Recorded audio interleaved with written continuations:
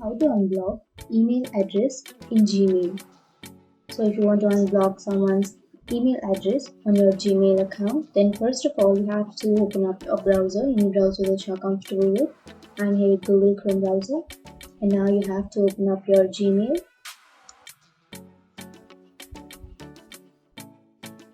And after opening your Gmail, now we can go to the upper right corner which has the settings icon. Simply click on that and then go to see all settings.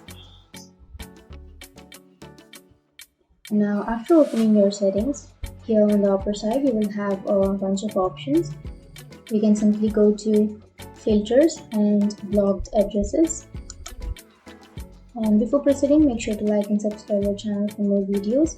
And from here you can unblock someone. So if you have blocked someone or someone's email address, then here you can see all of your blocked contacts.